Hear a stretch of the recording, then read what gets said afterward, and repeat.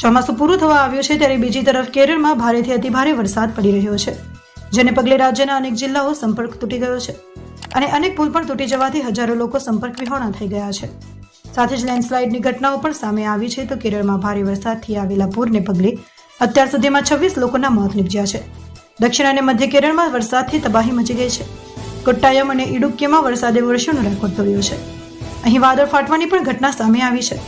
કેરળના કોટ્ટાયમ જિલ્લામાં વરસાદ અને પૂરને કારણે અત્યાર સુધીમાં 13 લોકોના મોત નીપજ્યા છે, જ્યારે ઇડુક્કી જિલ્લામાં 9 મૃતદેહો મળી આવ્યા છે.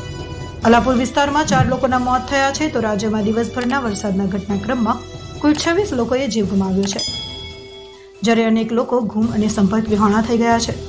જોકે પ્રશાસન સ્થિતિને કાબૂમાં લેવાનો પ્રયાસ કરી રહ્યું છે અને જે લોકો ફસાયા છે તેમને બચાવવા માટે મોટા પાયે રેસ્ક્યુ ઓપરેશન ચલાવવામાં આવી રહ્યા છે.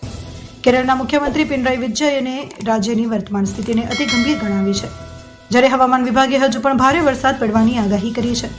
અહીંના તિરુવનંતપુરમ, કોલ્લમ, કોટ્ટાયમ, પઠાનમિથટ્ટા, અલાપ્પુઝા અને અનારકુલમ જિલ્લામાં 40 કિલોમીટર પ્રતિ કલાકની ઝડપે પવન ફૂંકાઈ રહ્યો છે અને વરસાદ પણ પડી રહ્યો છે.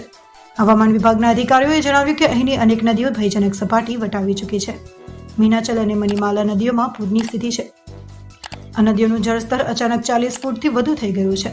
અનેક જિલ્લાઓમાં ડેમ સપાટી વટાવી ચૂક્યા છે. તો સૈન્યની પણ મદદ લેવામાં આવી રહી છે. અહીંના કુટીકલ અને કોક્કૈયાર પંચાયતોમાં 15થી વધુ લોકો ગુમ છે. હેલિકોપ્ટરની મદદથી તેમની શોધખોળ કરવામાં આવી રહી છે. જોકે હવામાન વિભાગ અત્યંત ખરાબ હોવાથી હેલિકોપ્ટર પણ હાલ કામ નથી આવી રહ્યા.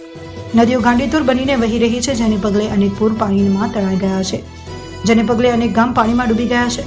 વડાપ્રધાન નરેન્દ્ર મોદીએ મુખ્યમંત્રી સાથે વાતચીત કરીને સ્થિતિ અંગે જાણકારી મેળવી હતી અને સાથે જ મદદ કરવાની ખાતરી પણ આપી હતી. તો માત્ર કેરળ જ નહીં અને અન્ય રાજ્યોમાં પણ વરસાદ પડી રહ્યો છે.